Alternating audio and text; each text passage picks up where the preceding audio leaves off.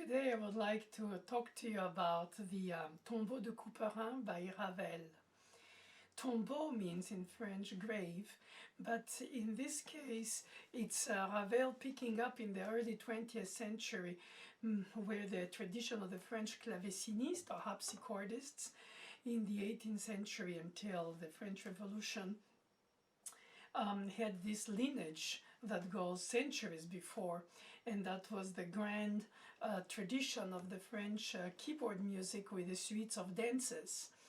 The Allemande, the Sarabande with the courant before and the minuet after, or perhaps a combination before the further gavottes and possible bourrées, all kinds of different stylized dances which were played on the harpsichord and finishing by a jig.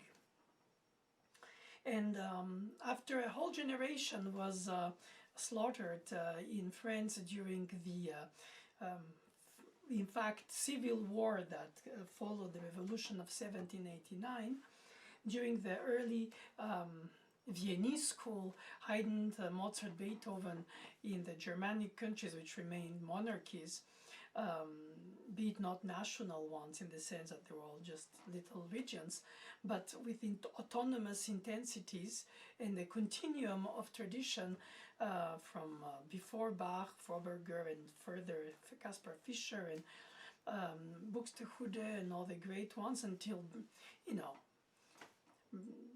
at least the Romanticism that is mid-19th century with the Schumann, Brahms, well, later Brahms, Liszt, Mendelssohn, and Chopin.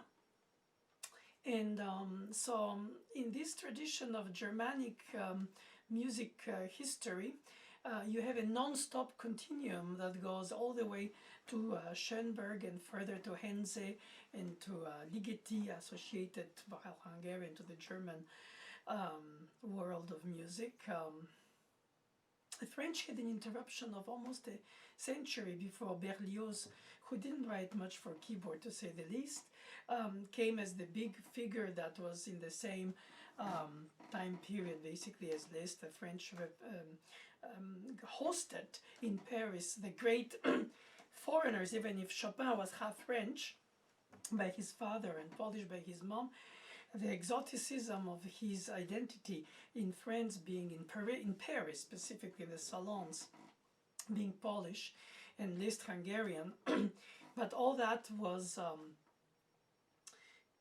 no more the tradition of the French school of composers like Danglebert and Chambonnière and Lebègue and Marchand, but perhaps to a lesser extent. Of course, Couperin's clan, so to say, and Rameau and Lully, while Italian, he developed and in fact conceived the French opera, ballet, theater all in one. So Ravel, after World War I, on which he served as a Red Cross truck driver, and he did try 3 conscriptions attempts in order to be sent to World War I to do his patriotic duty, because of his short size was originally dismissed. But when he returned from World War I in 1918, he composed this Tombeau de Couperin, which represent a suite of modern style or neo-baroque style for Ravel's time, or neoclassical, neo-paleo, paleo is the old, neo-paleo. And the reason for this is that so a tombeau, or a grave, in the Baroque harpsichordists up till the 18th century French tradition was to write an homage in memoriam of a deceased, dead colleague, deceased colleague. And so he was not per se quoting the music of the colleague. He was more like a composer writing a piece to lament upon the death of another composer. Of course, it could be also the death of a king, of a prince. Basically, it was harpsichord, of course, organ too, but mostly keyboard, therefore, tradition. to write a Tombeau. And so Ravel, to reconnect with the 18th century French harpsichord school, decided to call his Tombeau a Couperin, considering perhaps not Couperin for the specific stylistic element of Couperin. There is no quotation of Couperin music, but it's an homage largely so to the French harpsichord school and reconnecting that tradition in a nationalistic way. Debussy does the same in Book 1 of Images with Hommage à Rameau, and in this case is Tombeau de Couperin. But both Rameau and Couperin for Debussy and Ravel were more a name among the ones probably they considered the most important of the harpsichordists of the French time from the 18th century and before, rather than quoting them musically. And so it was therefore a title that Ravel picked up from, in fact, the Baroque, to call it Tombeau de, in homage to, or a grave of. So the beauty and the interesting situation with this suite is that since Ravel returned from World War I in 1918, he lost a lot of his platoon comrades who were fighting on World War I next to him. And while it's an homage to Couperin, the great tradition of the French clavecinist, it's also individually for each of the 6 pieces or movements or dances or genre of music are dedicated to one of 6 of the, well, all 6 of his war comrades who died during World War I. And strangely, people would have expected something dramatic after the incredible human shock that World War I was, let less for the very people involved in it, but also for the whole society that was depleted, as I said, again, after 1789's revolution in 1914, also from a generation of men. So a lot of European literal bleeding of generations, and if you place the Napoleonic Wars in the history of France after the Revolutionary Wars, and then the 1870 Prussian War, and then World War I, 1914-18, a lot was lost, not only, but of course, essentially, generations of men, and as well as, of course, the missing generation of French I don't know, agriculture, artists, scientists, composer, painters. And Ravel reconnects with the grandness of France, and because of the constant centuries-long fight with the essentially Prussians or Germans, Wagner, in the late Romanticism in France in the 19th century, became a great, and very admired composer, leader of a renewal of the opera, Germanic opera through Germanic grand tale stories of their illustrious past, the mythology of Germany. And so in opposition, rather in self-affirmation of the Frenchness, that's when Ravel, Debussy, and some others of the French turn of the 20th century composers wanted to reconnect to this tradition and French tradition. There is an anecdote that is more or less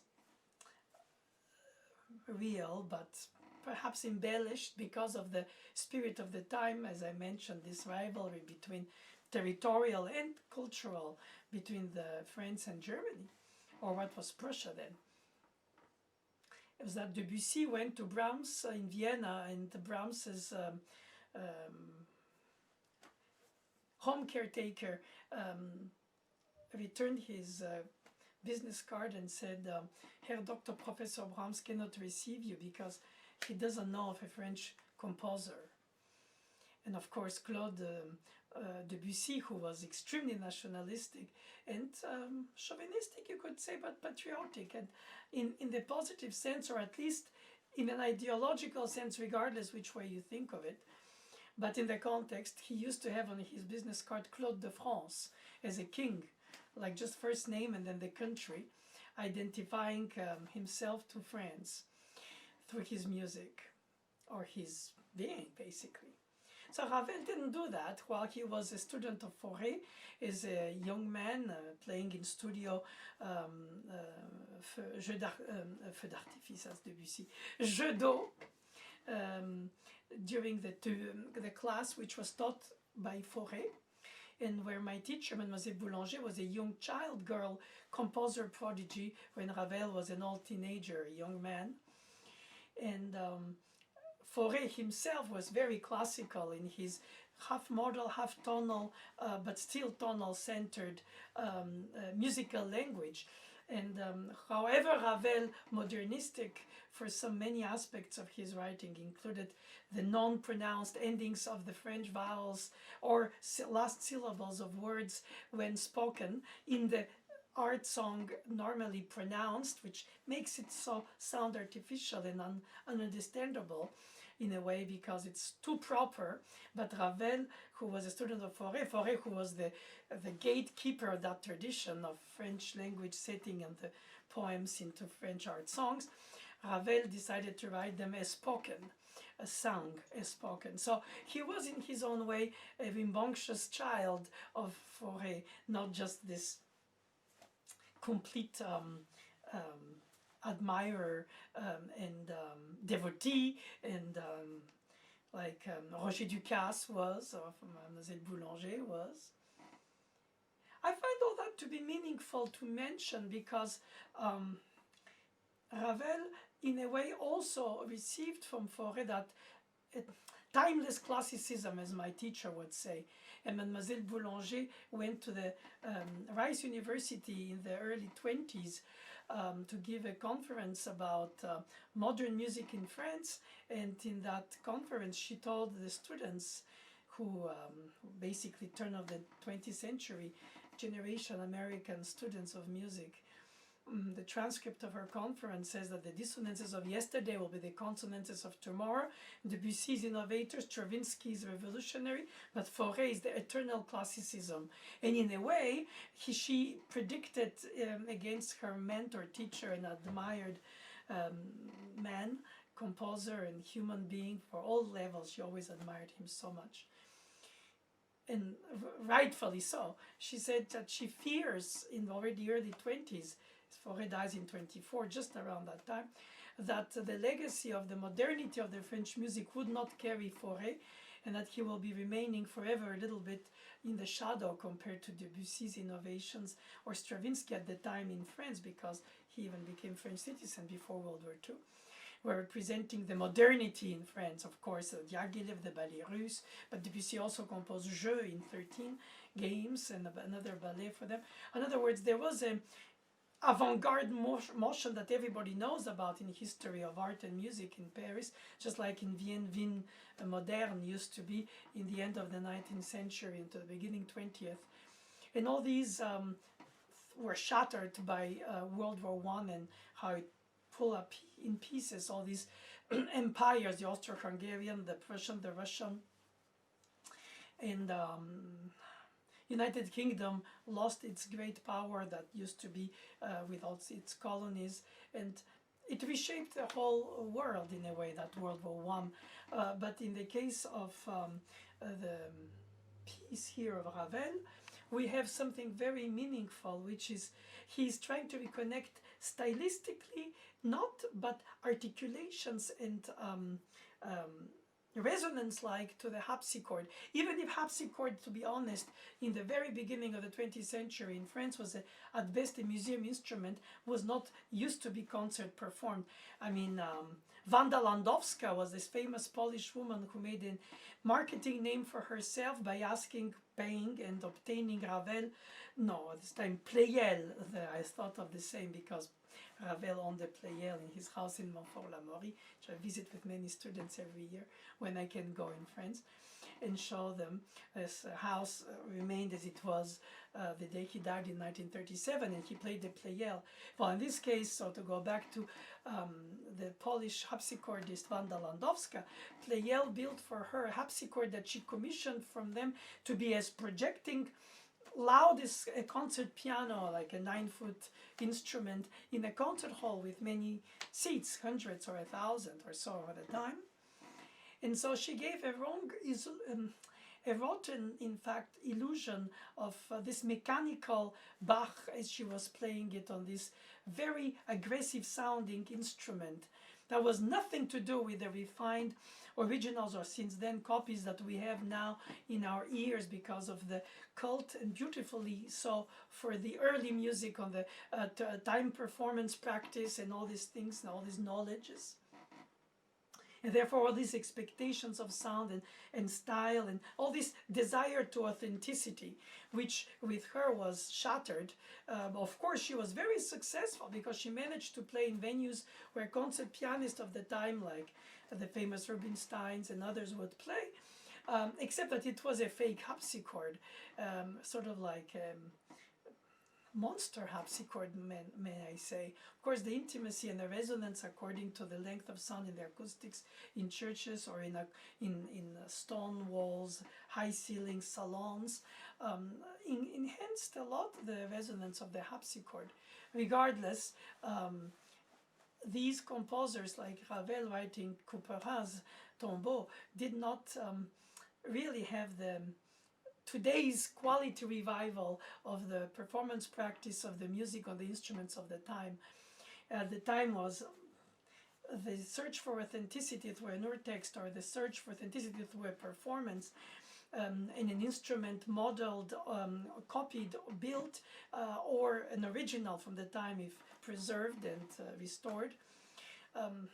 That was not existing. So it was really more an homage to the spirit of the Baroque French grandness, or at least some kind of nostalgia for the loss of the this very influential French school of harpsichordists, because somebody like Froberger, way before Bach, who studied first in Italy with Frescobaldi, who was mainly an organist and wrote these incredible toccatas, fantasias, stilus fantasticus, all these things, and then he traveled through Versailles at the time of Louis the 14th and early 15th, and then returned in Germany, cross-pollinating all of Europe, traditions and styles when people traveled little or almost not. These traditions of the great French harpsichord school was considered even so by these traveling German, Italian, Bohemian, that was Czech Republic then, and other composers of Europe, center or west or north. And I would say that that's why the Ravel expectation to reconnect with the harpsichord as an instrument, but modernly played on the piano. Nobody plays, or he never was intended to be played Ravel's Tombeau de Couperin on the harpsichord. That would be a gimmick at best, at worst, or both. Here it's about the spirit, the essence, the meaning, the symbolism, the how a younger generation pays tribute to the older generation's grandness. That's what it is about. And so the opening prelude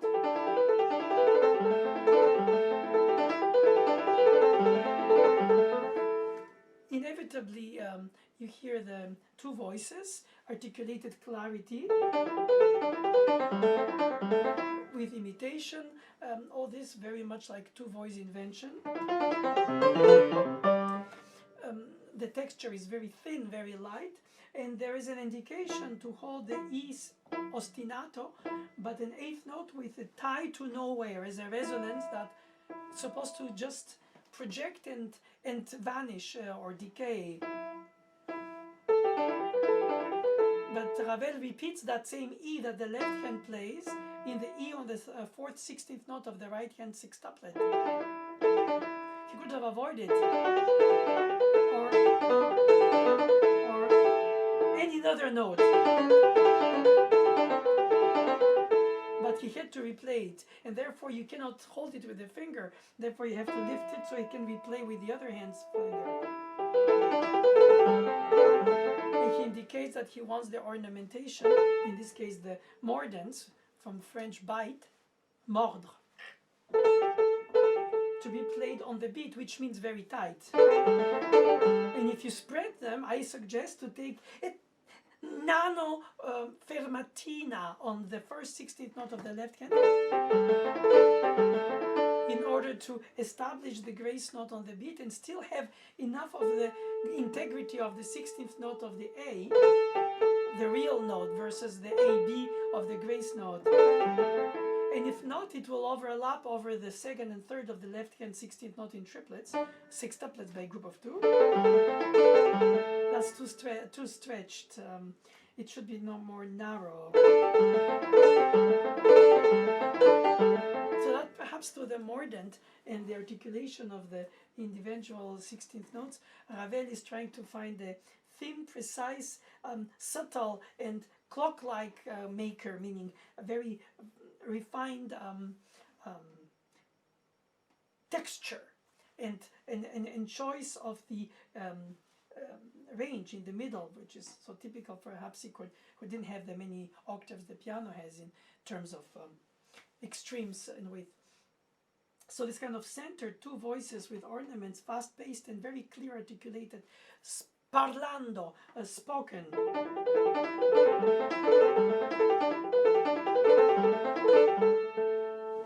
Of course, he goes into sequences like Baroque musicians, but he doesn't do the circle of fifths natural, so to say, but he alters them by doing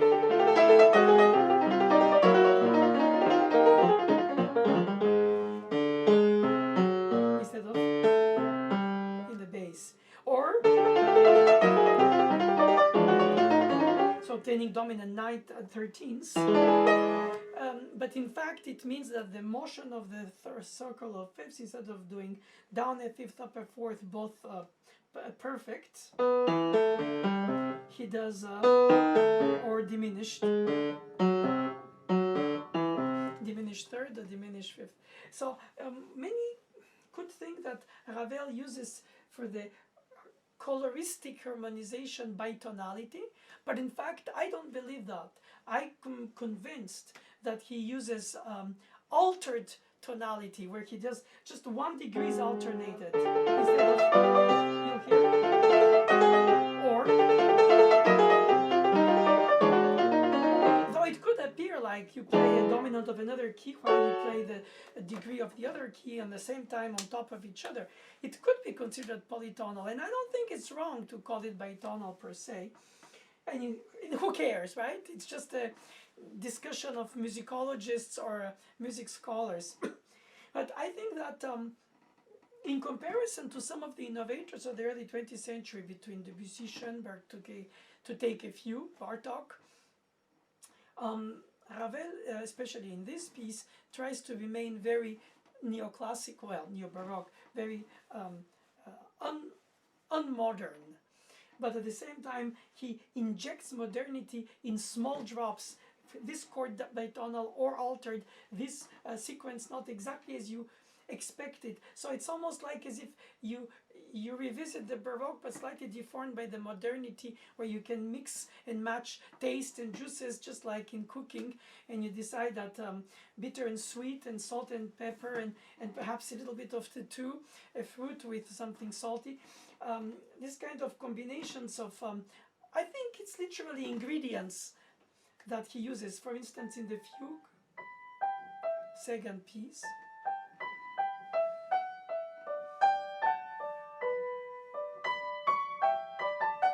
oops, that was A, sorry. But the reason I wanted to demonstrate to you the subject, as we know in fugues, the theme is a subject. He has these lament short notes like Bach in Book 1 F minor, like all Baroque musicians, the bow by 2, tension released, the appoggiatura 4-3 or 6-4 or 9-8. Even Ravel saw in Chopin 4th ballade.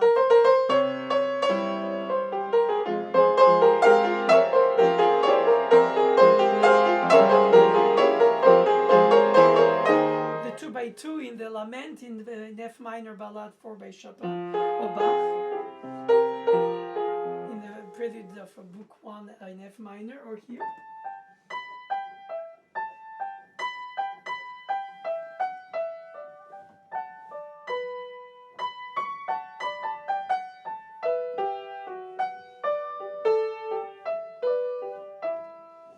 Sorry for this wrong note in the beginning of the third voice. Whoops! Mademoiselle Boulanger wouldn't be very proud of me, to say the least. But anyway, I forgot my glasses. I'm sorry. That's a lame excuse, right? I should all know it from memory. Well, perhaps I don't know everything from memory, or if I did, the brain sometimes, with age, loses cells. But anyway, it's not about me, it's about him and about it, about the tradition of this music reconnecting with the Baroque, or in the taste of what Ravel thought it was. And this fugue is very modal, not at all tonal, though he uses in the Forlan, which is the third movement dance, this case.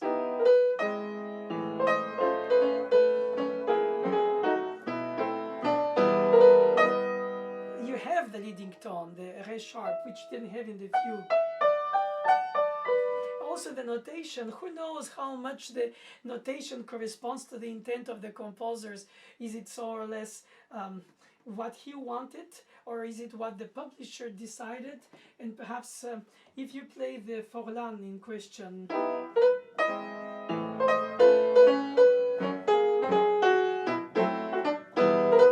the dotted 8th note, 16th note, 8th note, 1, 2, 3, 4, 5, 6 in the 6-8 pattern of the meter, should be then entirely played as a real articulation note, and not as a tight, delayed grace note like this.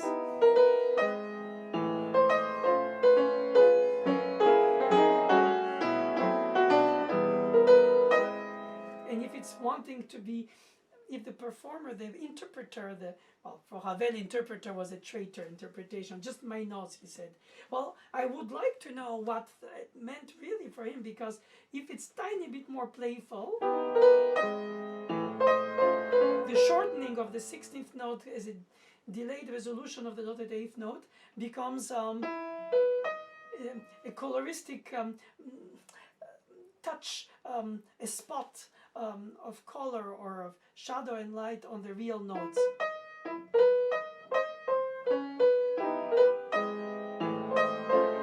So the borderline between grace note and 16th note, meaning articulated note, even shorter value, but still a real note and not a small grace note unmeasured by incense. Or could it be that with a piece, because the many times that you have so many pages of this Forlan, some of the situations call for instance, this very melodic descent. Sorry.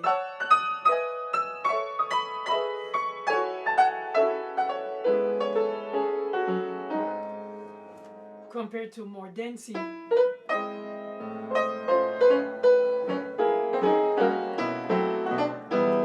There is a dimension of seduction in the over-characterization of a rhythmic pattern or some kind of other pattern for the pulse. And I would not find it offending to, and even with integrity, conviction, and respect, when student asks that the 16th note shouldn't be all the same value throughout the piece according to the sections. Of course, who determines which section is a grace notishness or a 16th notishness? It's the taste of the student, is the suggestions of the teacher. But I would say that the dense character is better heard when the 16th note is not fully long or re-articulated, but more connected or being part of the weak beat. In this case, long, short, long, and same, compared to. one could play it a real 16th note in length, but not heavy, like a grace note for the dynamic.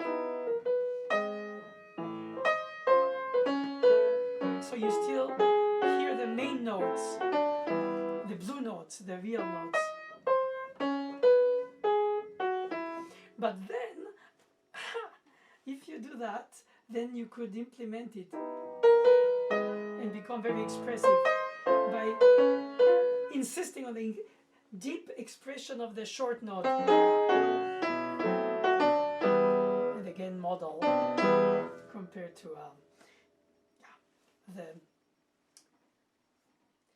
he uses D sharp in the opening bar for Heaven Crying Loud, and he doesn't go to the tonic, but when he has a final fourth bar, modal perfect cadence, if I may call it so, if it's an oxymoron, he doesn't finish, nor does he do it the opening.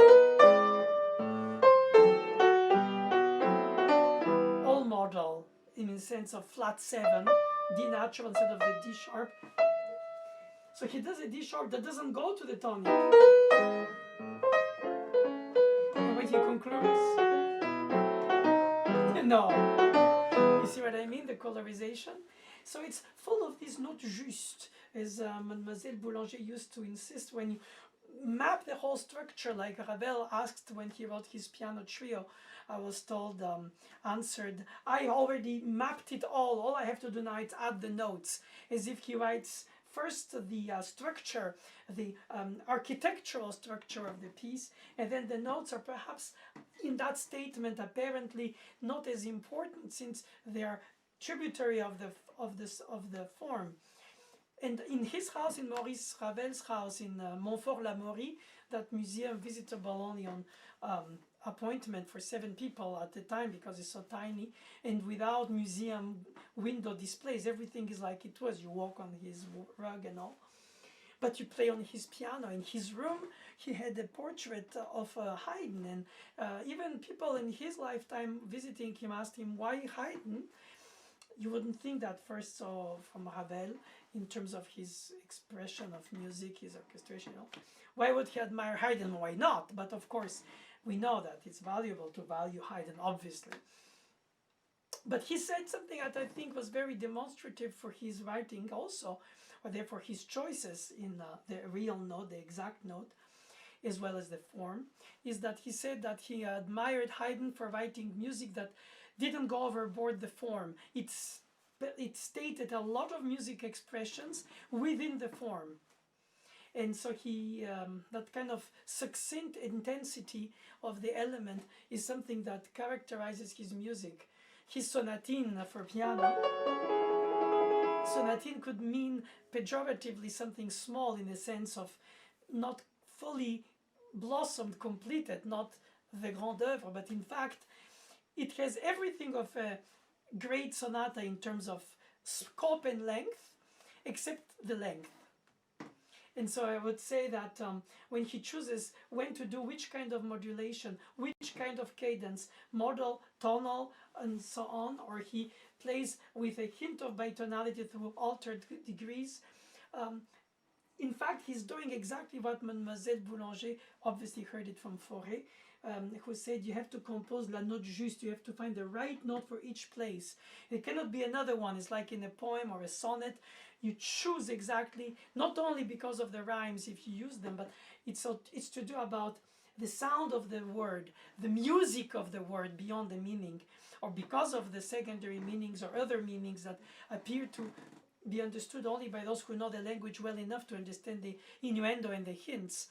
And if not, it's just a purposeful translation like one does in a program of an opera for a libretto, because we know the plot, but we don't understand when the singers sing, either because of the language or the style of singing, pronunciation and all this. Like earlier I spoke about Ravel and Fauré setting French art songs.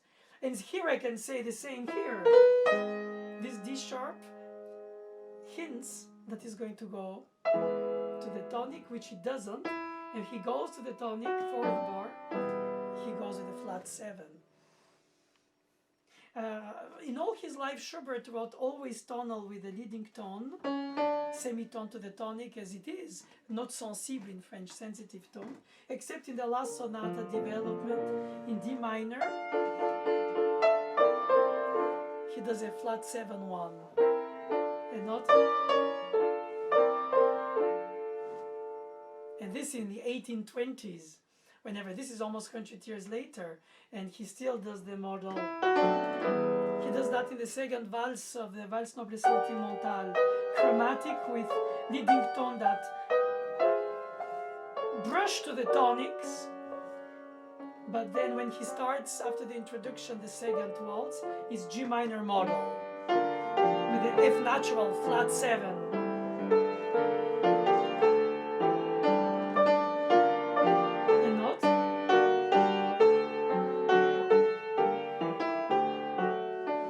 So the modality is it's a way to maintain a tonal center without the tension of the leading tone and the therefore obliged release into the tonic. The fourth pace, the rigodon, it's another French dance, and then very almost toccata-like before the last movement, toccata in the sense of touches, which is what it means, toccare in Italian. He uses instead of the appoggiatura, which in Italian means to lean over, like it'll be a note for another. Here he plays them together, squeezed. He should have gone.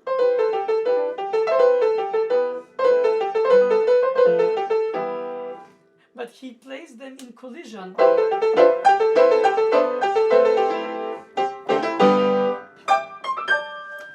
And then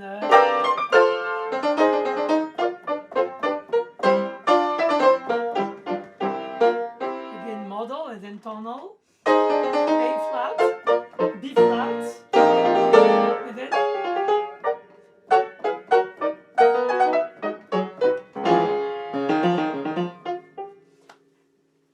I find all this fascinating. Perhaps the audacity of those unexpected choices of modality within tonality with a certain je ne sais quoi of reminiscence. Perhaps it's a bit of that patina on the modern statue at the get-go, which is probably what he sort of hinted. Perhaps he didn't think of it like I say it, and of course probably not at all, because probably he didn't have to explain or justify his piece. He just wrote it and he talks eloquently on its own without me having to explain. Although when you teach, you do. And that's the problem, because then the innuendo, the hints, the subtlety, the becomes an explanation. And then the explanation kills some of the charm that is only treasured and vehicled by these atmospheric subtleties. But I still think that even if the form prevails, here he also is very specific about every note, la note choisie in French, the chosen note. So the fifth one, the minuet.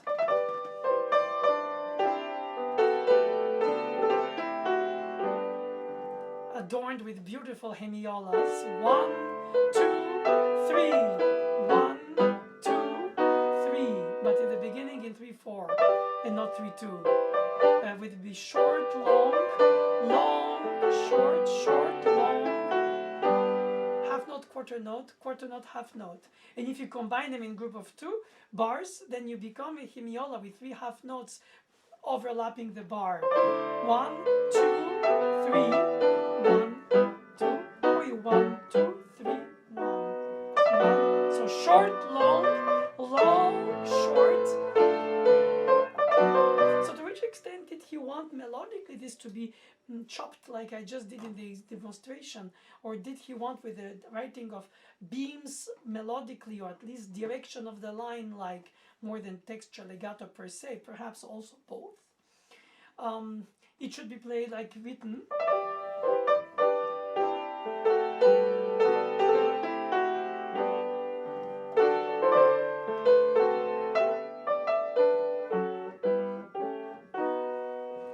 If you respect, and you should, and one cannot not enough emphasized it as a teacher, that is not optional for a young student performer, even if you like it.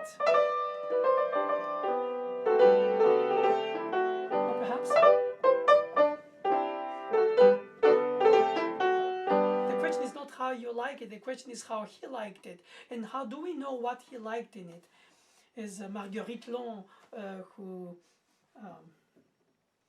with the funds of her dead World War I composer, I mean not composer, but very rich nobleman, Morliave, to whom Ravel dedicates the Toccata and last movement of these 6 pieces. She paid him to compose the Ravel concerto in G for her exclusive performance for several years. When he was originally writing it not for Marguerite Long, but for Magda Tagliaferro, who was a flamboyant, red-haired, incredibly gifted Brazilian pianist residing in Paris in the early 1900s, but without the means of Madame Long's ex-husband. And through her life, she invited Ravel to listen to her students in her studio perform his music, and then she would address him, master, maître in French. Did you like the interpretation of your pieces by my students? Seeking some kind of authenticity approval, I guess. I don't want to guess, but it's so obvious. And he answered to her, on ne m'interprète pas, on me joue. One doesn't make interpretations of my music, one plays my music. And he takes interpretation in the etymologic word of translation, interpreter. And therefore, in his eyes, betrayer. Lost in translation, obviously. Type of thing. So in fact, yes, we observe the left hand is by group of 3 notes, staccato with a slur, so it's detached or perhaps portato, then tight, beam for the short long, and then the 3 beams for the 3 beats. In the right hand is short with a grace note on the beat, so it shortens the first beat if you play it on the beat, unless you slightly extend it. But second and third of the 4-bar structure are with a single beam, which means in a way that he wants the hemiola in the middle of the group of 4. 1, 2, 3, 1, 2, 3, 1, 2, 3. So it gives a shorter step by quarter notes by 3, 4, or by 3 half notes on 2 bars of 3, 4. A larger step, 1, 2, 3, 1, 2, 3, 1, 2, 3, 1, 2, 3, 1, 2, 3, 1. And to which extent, therefore, do we know, do we guess, do I imagine, do I hear that he wanted the melody to reflect as well the rhythm and the articulation of the short, long, and the hemiolas and the 3, 4 quarter notes in alternation of group of bars in the structure of his hypermeter? Perhaps he wanted it just for the left hand, the harmonization, but the melody completely detached from these contingencies.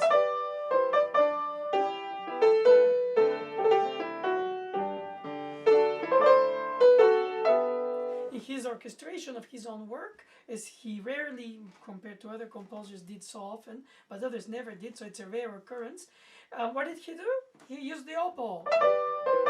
By the sharp timbre of the color, of the sound, of the taste of the oboe, it is not louder per se, well it is, than the other instruments, but so it's naturally voiced out, if you want to know, even if it's not more than a mezzo piano, pianissimo. And the publisher, even Durand, the famous Durand, for whom Ravel,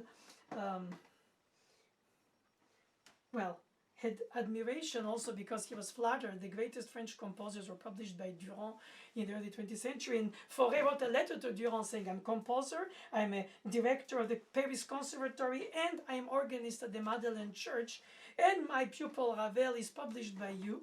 How come by now I'm not published by you?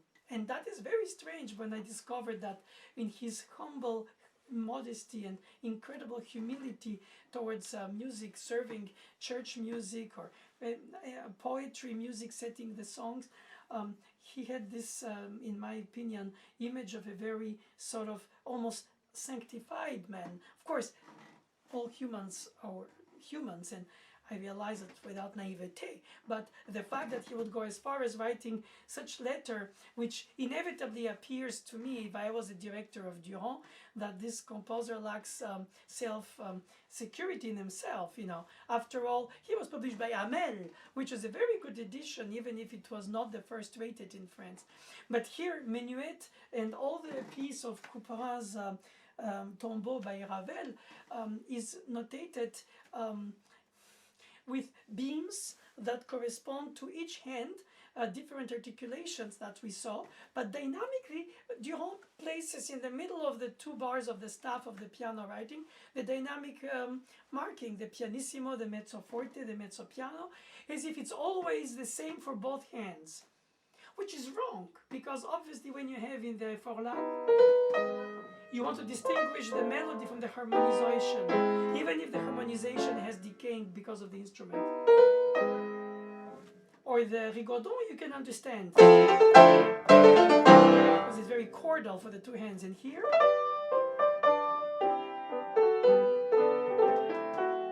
which comes to think also about how do we use the pedal, which is quasi never indicated, and if it is, it's just indicated to avoid the dryness in sections like the musette, the trio section of the minuet, or the middle section of the Forlan.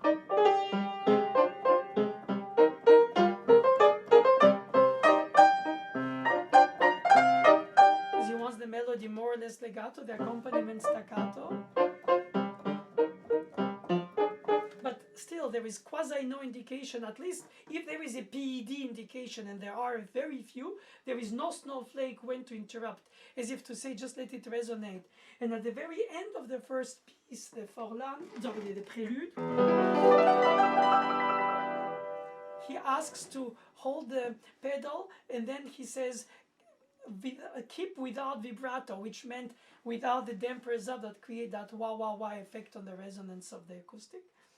So he was aware of the subtlety of the piano pedaling, but he didn't have it indicate in details at all by Durand, his publisher.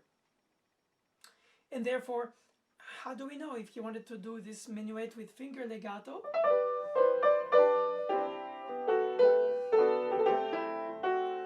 Or with pedal legato?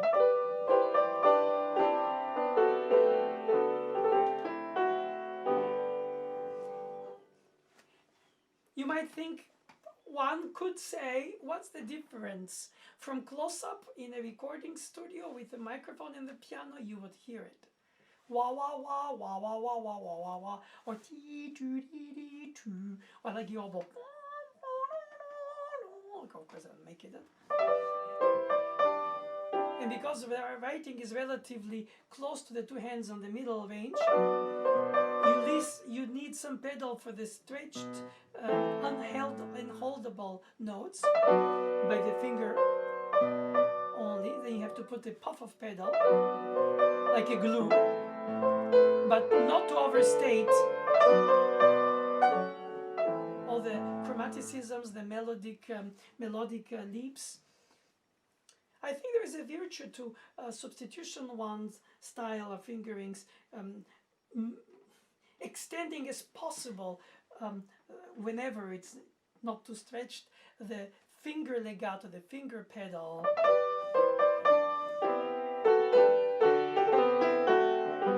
Compared to,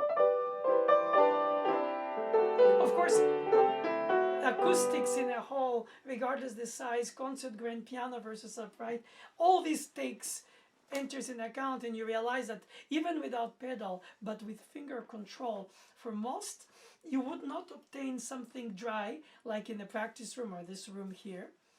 But you have to aim to hear everything, and it helps when it's not covered by the resonance.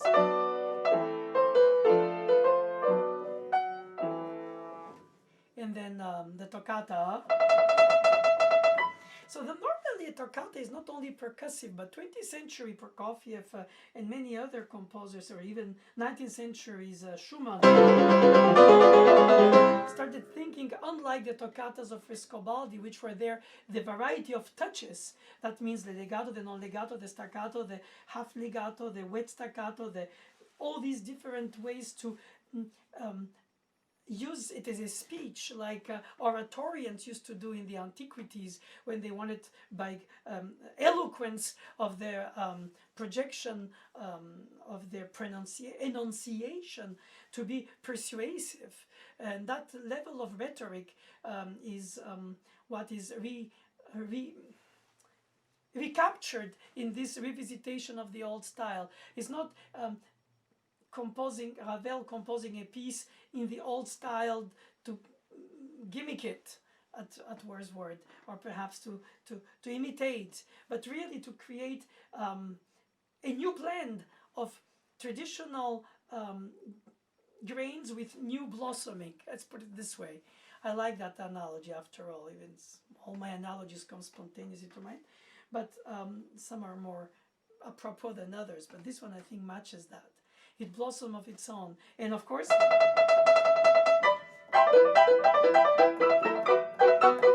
his toccata is really pianistic in the sense of percussive, not just the variety of touches of the toccatas of the Baroque.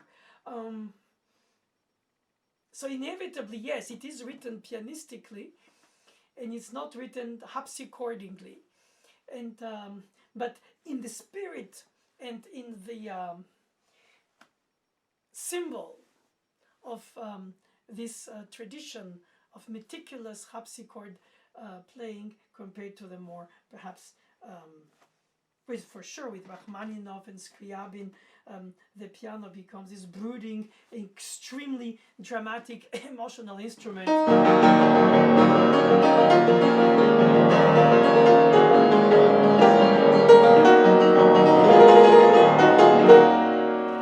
Even Brahms, writing in his own way a neoclassical, neo-baroque piece with his variations on a theme attributed to Handel, and then he makes out of it completely else. But it's not the case here. It's not the theme and variations. It's more subtle than imitating. It's more subtle.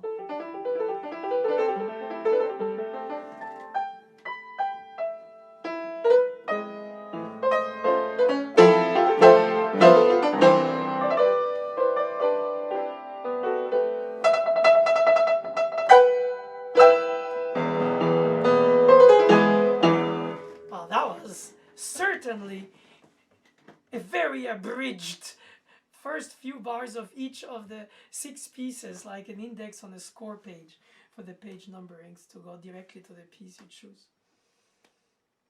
What a journey, Maurice! Maurice! And since he doesn't say which Couperin he mentions in his dedication for the Tombeau, it could have been Louis, the uncle, who died very young in 1661, or perhaps François, who was called Le Grand, the Great, his nephew, and then there was also another in the branch, François Armand, in order to differentiate with the... Yeah, it's a whole... the Couperins had the organ position of the Saint-Gervais church next to Notre Dame in Paris, which thankfully, for the lack of bombing over Paris during the World Wars, was preserved. The organ itself is preserved. The original one, of course, refurbished, but still of the Couperin family descendants saga, that all the Couperins played at Saint-Gervais church organ, which has multiple keyboards and everything's beautiful Baroque instrument. But Ravel doesn't say homage to Louis Couperin, or Tombeau to François Couperin, or Tombeau to Couperin Le Grand.